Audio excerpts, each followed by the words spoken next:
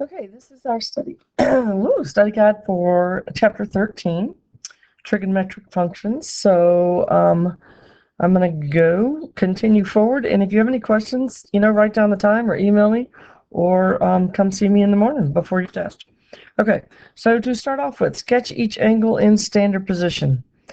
Hopefully by now our unit circle starts at 0. We go in counterclockwise.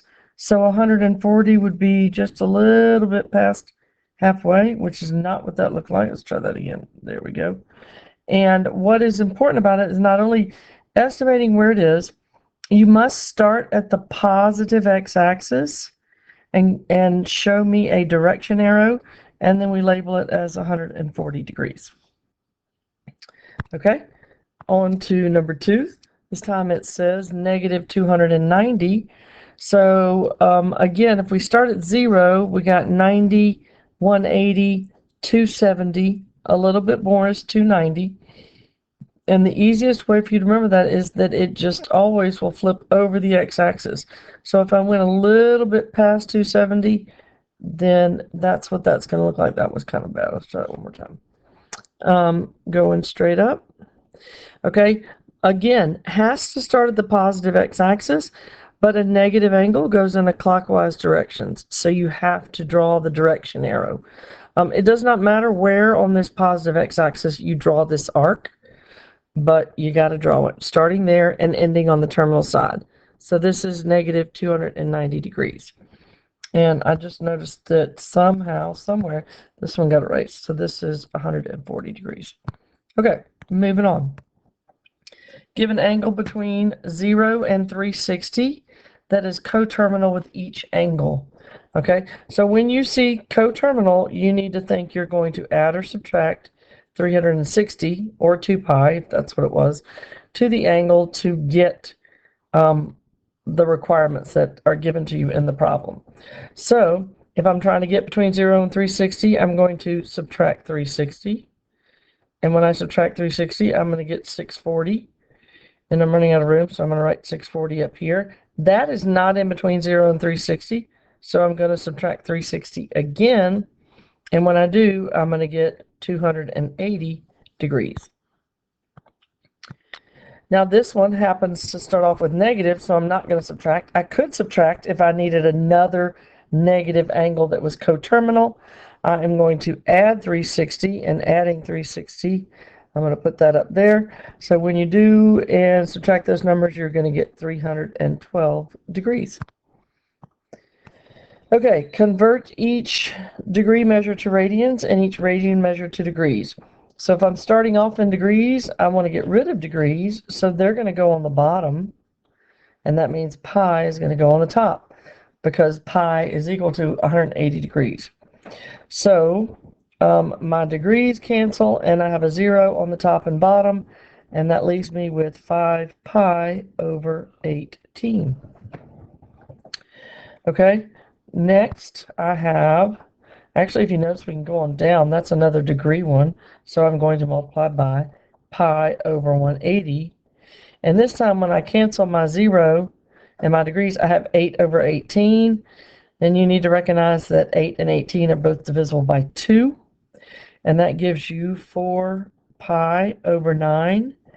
And that negative sign here just carries with the problem. It doesn't have anything necessarily to do with your conversion, but if the original problem is negative, then the conversion problem angle will be negative also. All right, so negative pi over 9. This time I have radians, or I don't have a degree symbol, so I want a degree symbol. So I have 180 degrees over pi. My pi's cancel. How many times does 9 go into 180? You have a calculator. Again, it's negative. It's carried through in the problem. Okay, now we have 3 pi over 10. Again, I want to get rid of the pi, so pi is going to go on the bottom. 180.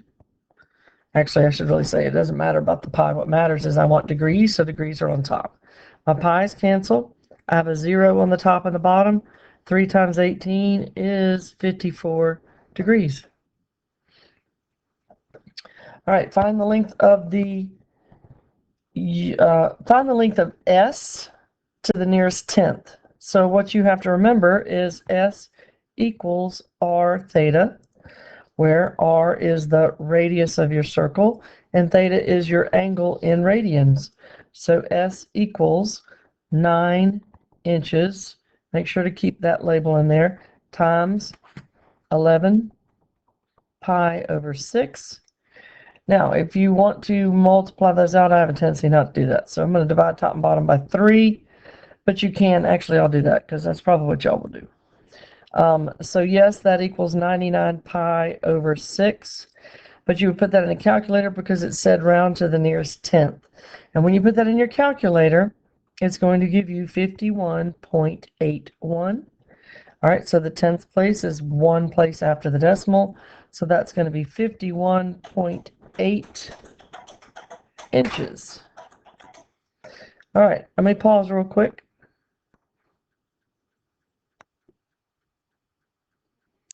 Okay, so now we're going to pick up with finding the exact values of each of the following.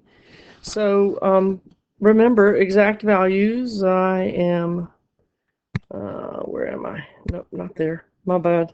All right, exact values means, and all these trig functions that we have here means we're going to go be using our unit circle. So I am going to go back and forth to hopefully help those people who might not have this clicked yet. So the cosine of pi over 4, if you are looking at your unit circle, where is it? Right here. Looking at your unit circle, you're going to go find pi over 4. Pi over 4 is right here. And remember that every ordered pair that we have on here, the x coordinate is the cosine of the angle and the y coordinate is the sine of the angle. So if I find pi over 4, the x coordinate is the square root of 2 over 2.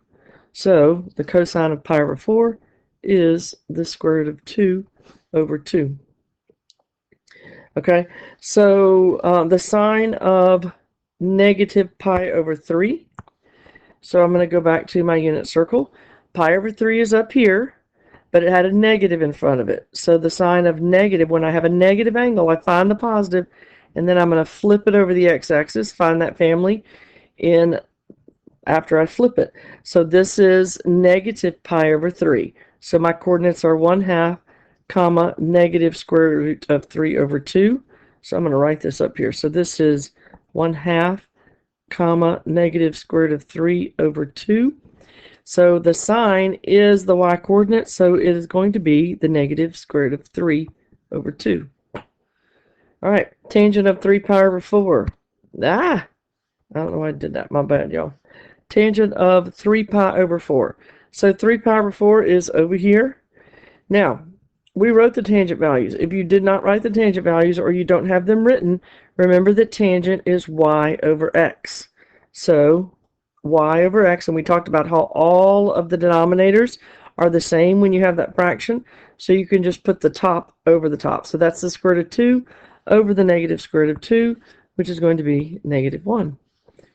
All right, secant of 2 pi over 3. Where's 2 pi over 3? On your circle. 2 pi over 3 is up here. So this is 2 pi over 3, and I'm looking for the secant of it. The secant is 1 over the cosine. So 1 over negative 1/2 is negative 2. Cosecant of pi. So where is pi? Pi is right here. I'm looking for the cosecant. The cosecant is 1 over the sine, and 1 over 0 is undefined. So this is going to be undefined.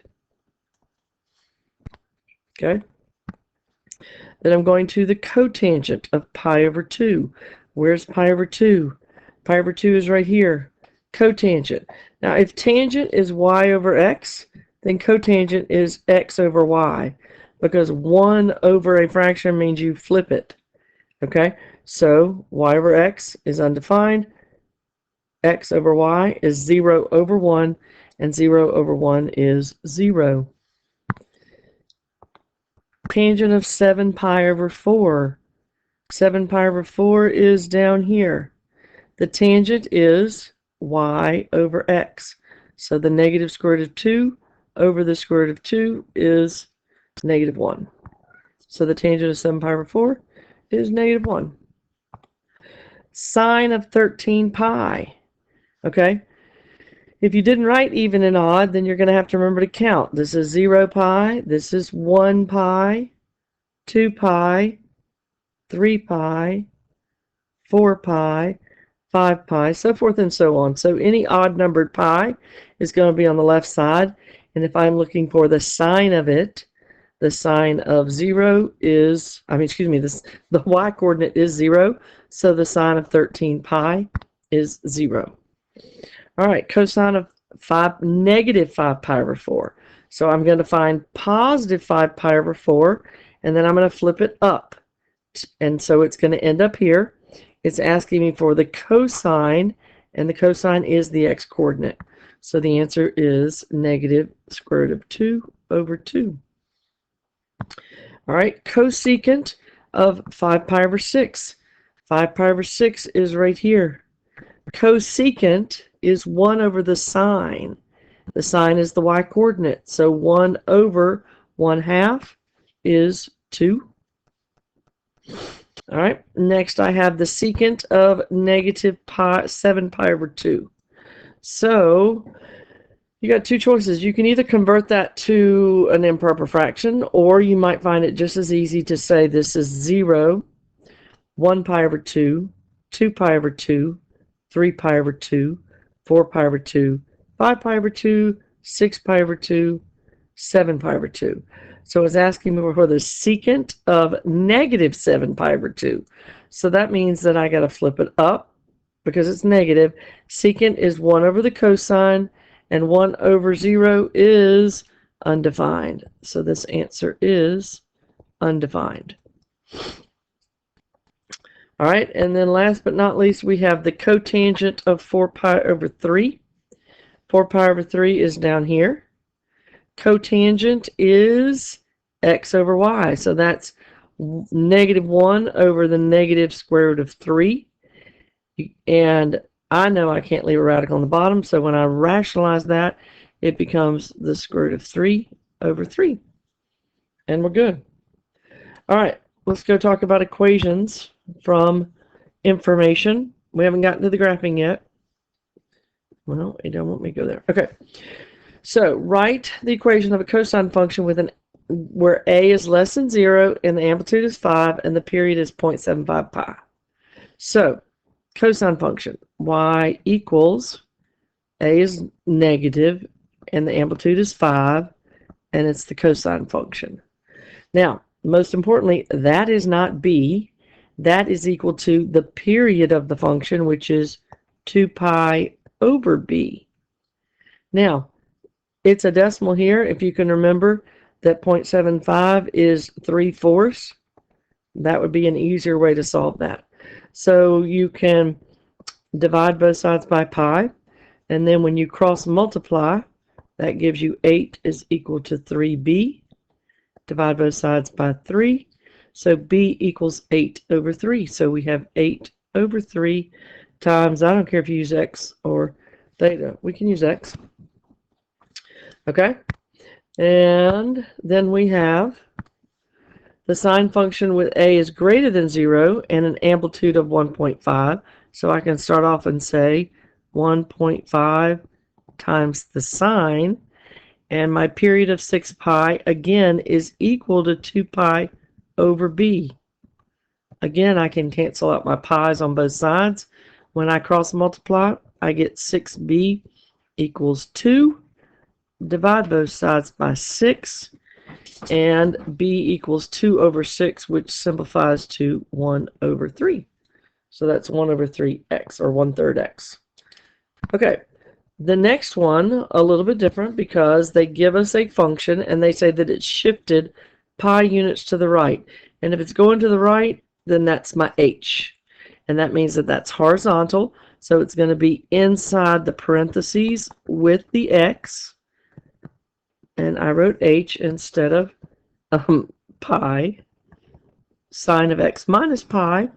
And if it's going to the right, we know it's the opposite of what it looks like. So that is the correct answer. All right, let's look at the next one.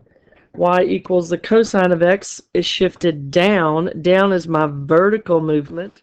And so if it's my vertical movement, it's k and it's outside the parentheses. So y equals the cosine of x down. If it's outside the parentheses, it does the same thing. So that is y equals cosine of x minus 10. All right, and the last one of these, y equals the sine of 2x shifted 4 units to the left. Left is horizontal. Pi over 4 units up. Up is a vertical movement. So that means the 4 is going to be inside my parentheses. And what you have to pay attention to on this one, y'all, is that the 2, nope, that wasn't what I wanted. Go away. Y equals the sine of 2 to show that shift to the left of x minus, if it's left, that means h is negative 4. So it becomes x plus 4.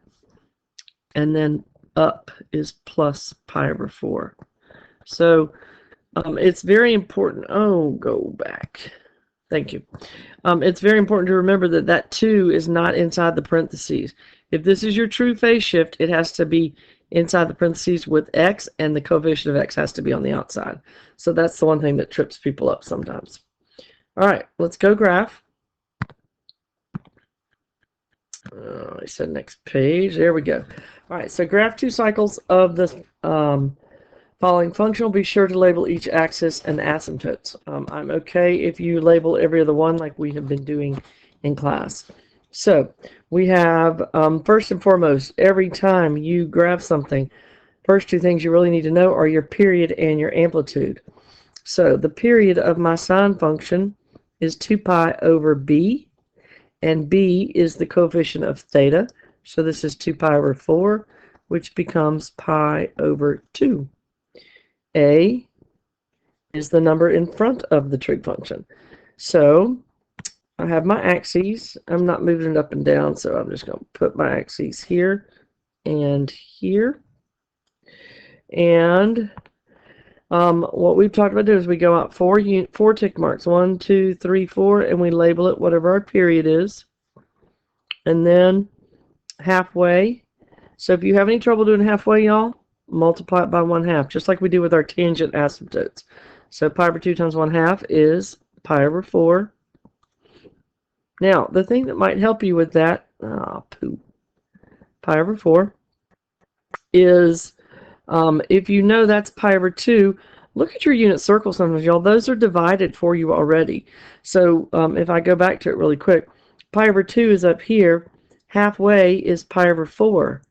Okay? Another whole quarter of the circle is at pi, and halfway is 3 pi over 4. So that is, I know this is going to be 3 pi over 4, and I know, oh, come on. And this is going to be pi.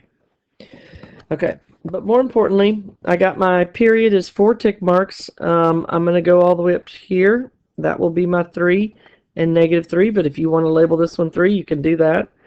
And then I'm ready to graph because I have labeled both sets of axes. So the sine function starts at 0, and one period ends at 0, and halfway between is 0, and halfway between the first two is a max, and halfway between the last two is a min. And then I'm going to repeat the pattern because I was told to graph 2 cycles. And then I'm going to try to do a really quick job. I missed that last part. Let's see. Try that one more time. There we go. A little better. Nope. All right. And so moving on. Thank you. Thank you for your patience. Okay. So 28. -2, that's my A, times cosine of B 5 theta. A is -2. B is 5. My period is 2 pi over 5. Okay? So 2 pi over 5. Again, I'm not moving up or down, so I'm just going to put this in the center. And I'm going to go out 4 tick marks. 1, 2, 3, 4. label it my period, which is 2 pi over 5. Now, if you multiply by 1/2, because you can't remember, the 2's cancel on the top and bottom, so half of 2 pi over 5 is 1 pi over 5. Now, let's go ahead and graph that. Cosine starts at a max, except for it's negative, so I'm starting at a min. That's -2. It ends at the same spot it starts. Halfway between mins is a max, and halfway between a max and a min are zeros. Now, when I continue, that's 1 pi over 5, 2 pi over 5, 3 pi over 5, and 4 pi over 5. And I'm going to continue my pattern of dots, key points, and then we're going to connect them to look like the cosine curve. Remember, one thing I'm pretty picky about is to remember that this is an actual min of your graph and a max of your graph, so you don't ever want to go above or below those points. All right, let's look at the next one, which is the tangent. Y equals the tangent of 2 theta. Okay, go away. All right, then what's different here is the tangent is not 2 pi over b, but pi over b. And of course, our b, pi over b, and our b is 2. So my tangent, not want this one. Okay, again, not moving it up and down, so I'm just going to put this in the center. So that is something you have the option. It makes it easier to graph on these things when you have that ability to do. Okay, so I'm going to go out 4 tick marks, and I label it my period, pi over 2. Half of pi over 2, multiply that by 1/2, is pi over 4. My tangent function, okay, let's go get some asymptotes here. I'm going to make them skinny so they hopefully won't overpower. Let's try yellow. So that is kind of like that. The tangent function straddles, but if it's 1, 2, 3, 4 tick marks, then 1, 2, 3, 4 tick marks is the next one. If you want to keep going, that's fine. Okay, so now back to pi over 4. Pi over 2 was my period. Halfway was my asymptote. And then I know I go on the other side of 0. Halfway between those zeros halfway between those asymptotes is a 0. And then halfway to the right, I'm going up to my a value. And halfway to the left, I'm going down because I know that the tangent function rises. So I'm going to do the same thing here. Halfway between is a 0. And there's my asymptote, and it's going to rise because there's no negative in front of it. So we have it there. I do need to label. So pi over 4, pi over 2, that's the one where we said use your unit circle if you need to when it's these numbers. Actually, that's not pi over anything because pi over 2 plus pi over 2 is pi. This one is 3 pi over 4. If you need some help with that, y'all, please come see me. Or the other thing to do is to graph it, okay? And at least label one. You won't miss much if you can't label both of your cycles, okay? All right, let's go to the next one, which is -4 times the secant of 2 theta. Now, that is, the secant is 1 over the cosine. So I'm going to think about graphing the cosine, -4 times the cosine of 2 theta. Okay, my period is 2 pi over b, which is 2 in this case, because that's my b and that's my a. I am not going up or down, so I'm going to put it slap dap in there in the middle.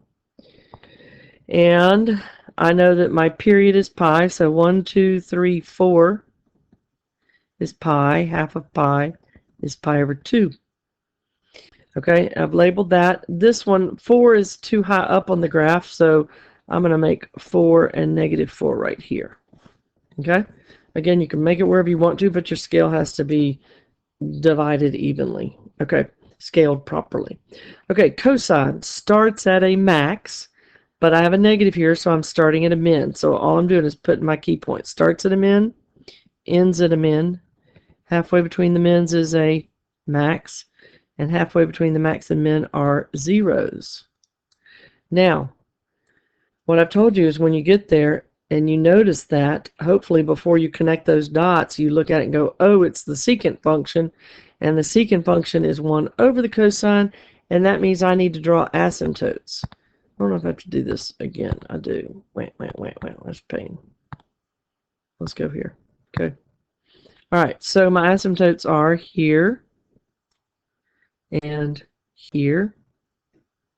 And so as you can tell, they are every 2 tick marks. So I know you don't have a nice asymptote tool like I do. But anyway, you have to do at least 2 periods of them. So I'm going to go back. Boom, boom, boom, boom, boom. There's an asymptote. That's a max asymptote. There's a min. I already had it. Okay.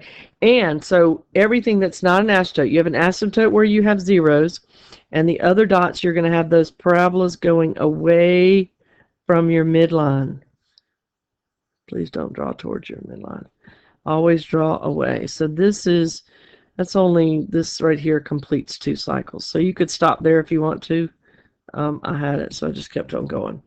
Oh, and to label it, 1, 2, 3, 4 is pi.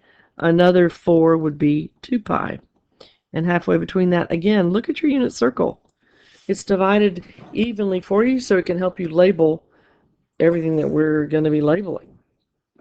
All right, number 31. So 31 says y equals 5 times the cosecant of theta. So cosecant is 1 over the sine. Okay, the sine still has the period of 2 pi over b, and b in my problem is 3. So my period is 2 pi over 3. My a value is 5. I am not going up or down. I'm not shifting the thing up or down, so I'm going to, oops, that was funny. Sorry. Back to this, to put my axes on. Boom. All right, so I'm in the middle. And 1 over the sine, oh, I got a label. I can't plot points till I label. So I've got 4 tick marks to label my period of 2 pi over 3. Half of 2 pi over 3, again, y'all, if you need to. And if there's a 2 up there, boom, they cancel out, leaving me with 1 pi over 3. And I have to go to 5, so I'm going to go ahead and label this by 2's. So I'm ready to, I've labeled both axes. So I'm going to plot. And sine starts at a 0.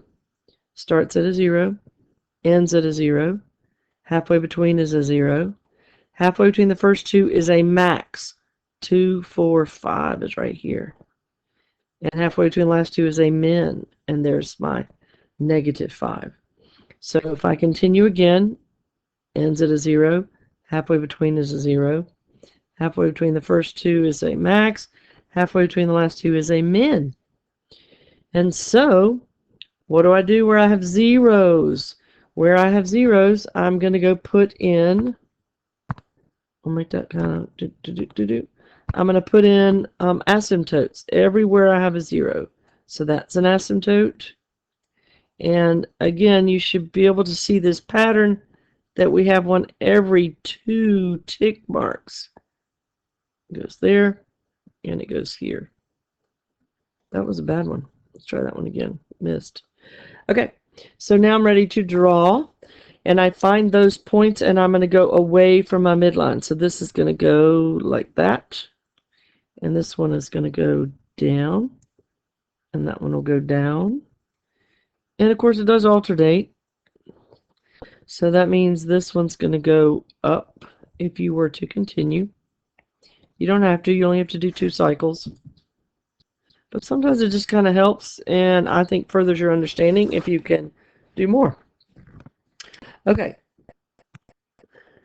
Negative 3 times the tangent of pi over 2 theta. So period equals, oh, pi, oh dear, come on, period equals, stop it.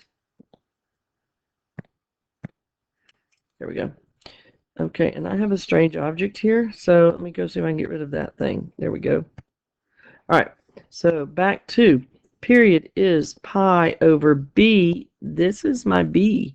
So that's pi over 2, which equals keep, change, flip.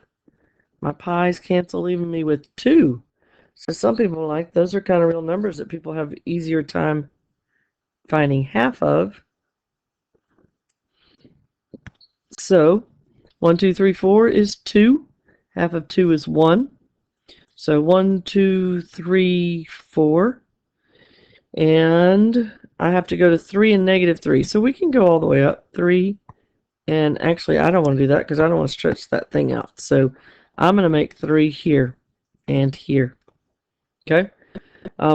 You only have to label it if it's not by ones. Okay? So my period of my tangent is 2. So if my period is here, I know that my asymptote is halfway on my tangent. So let's go graph that asymptote.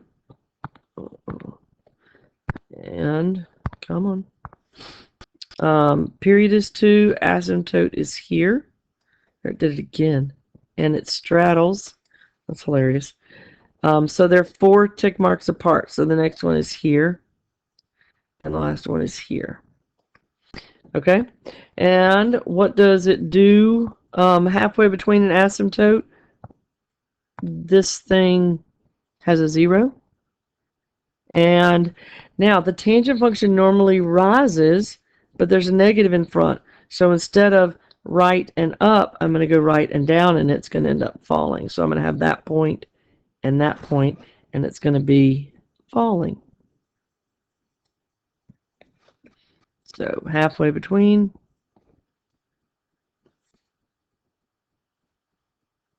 Halfway between, got my key points. And again, halfway between, halfway to the left, I'm going up. Halfway to the right, I'm going down. Well, that one, my finger ran into the way, y'all. Okay. Let me fix that. There you go. Okay, last 2. Nope. Oh my goodness. Who made this long study guide? Okay. I guess I want to make sure you know how to graph things. So, y equals 2 times the sine of theta minus 4. So, period equals 2 pi over b, which is 1. So, we're at 2 pi. Now, this time, I'm going to be shifting this thing down. So, if I'm shifting it down, I'm going to make my axes up because I need the bottom part of the graph. Oh, that is not my axes. This is my axis. Okay, so I'm going to have that. And we'll just stay here because we're not shifting anything left or right. So, period is 2 pi. This is my A. All right, so that shifted down 4. Okay, and so I am going to go ahead, especially because I got an amplitude of 2. Negative 2. I'm going to go by negative 2, which means that my midline that I strongly encourage you to draw is at negative 4 here. Okay. So I'm drawing my midline. I still have to label everything. I labeled that 2 for, that's negative 6 if you need to see it. 2 pi, 1, 2, 3, 4. Half of 2 pi is pi. I have to do 2 cycles, so I'm going to go to 3 pi and 4 pi. So I've labeled x-axis, labeled the y-axis. I'm ready to plot. Sine curve starts at 0, but remember, shifting down has moved my 0 line down. This is my midline, so I'm going to start at 0 on the midline. One whole period ends at 2 pi. Halfway between is a 0. Now halfway between the first 2 is I go up my A value. So it's 2, so I'm going to go up 2 from the midline for a max and down 2 from a midline for the min. And then I'm going to repeat that pattern for 2 cycles. And hope you're used to it. Check before you connect the dots. The sine curve does not have any asymptotes, so it's going to be like that.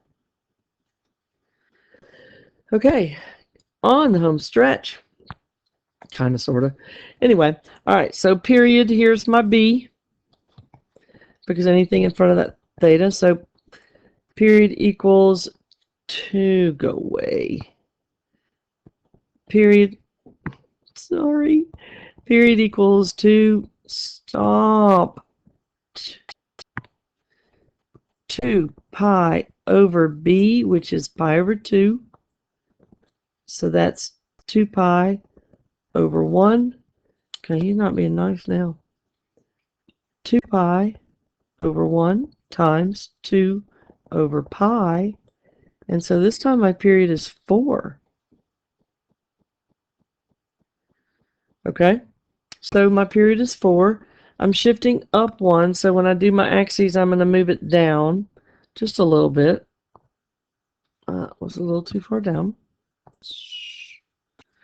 And I'm not going left and right, so I'm going to keep that over there. And so now we are ready to start labeling. So my period is 4. 1, 2, 3, 4, and 2. My midline is 1, so I'm going to go up 1. 2, 4, 6, 8. Okay, I'm not going to say it, sorry. Up 1. So I'm ready to graph because I'm going by ones, and I moved that up 1. So my A value, there's nothing in front of it, so it's 1. Cosine starts at a max, which in this case is 1 above my midline. It ends at a max. Halfway between is a min, which is 1 below the midline. And then halfway between the max and min are my zeros. And so I'm going to continue that. And then before I connect them, I'm going to go, is it cosine? It is cosine, so I can connect them, and I don't have any asymptotes.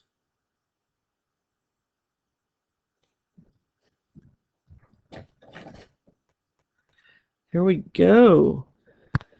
All right. Now we're getting even closer. -2 times the sine of 3 theta plus 5. Again, starting off with finding my period. So my period is 2 pi over 3, because there's my B. My A is -2, and I'm going to be shifting it up 5. So if I have to go up 5, and my amplitude is only 2, then I'm going to make this down at the bottom. I'm going to keep that there. All right, so my period 1, 2, 3, 4 is 2 pi over 3. Halfway is pi over 3. So that's 1 pi over 3, 2 pi over 3, 3 pi over 3, and 4 pi over 3. So that's what we needed to label. Okay, and 5. 5's 1, 2, 3, 4, 5, but I can't go up 2, so I'm going to go 2. I'm going to label it by 2. 4, 6, 8, 10. So 5 is going to be halfway between 4 and 6. So here is 5. And now I've labeled everything, and I've got my midline, and now I'm ready to graph my sine curve. My sine curve starts on the midline, wherever that is. My period is 2 pi over 3. That's where it's going to end. Halfway is another 0. And now halfway between the first two, I normally go to a max, but I'm going to go to a min, and that min is 2 units down, so that's 1, 2. So that is 2 units down, and then 2 units up, and then 2 units down, and I'm following the pattern to get my 2 cycles in. So I'm going to connect.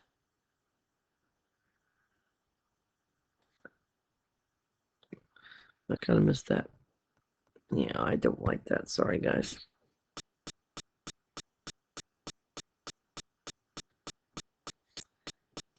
All right. This is truly the home stretch because we're on the last one. So 3 times the cosine of 2 theta minus pi over 2. So my period is 2 pi over b, which is 2. So that becomes pi. My a value is 3. And I'm shifting it down 2 units. So I am going to make it near the top here.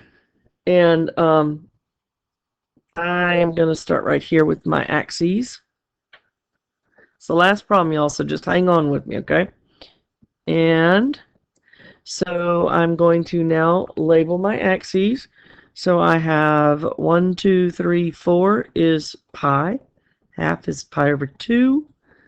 Again, if you have any trouble, y'all look at your unit circle to get these. 3 pi over 2 and 2 pi. So that's 1 period. I've shifted down to, let's see, if I go down to, if I make my midline here, do I have enough? 1, 2, 3? 1, 2, I do. So here's my midline at -2.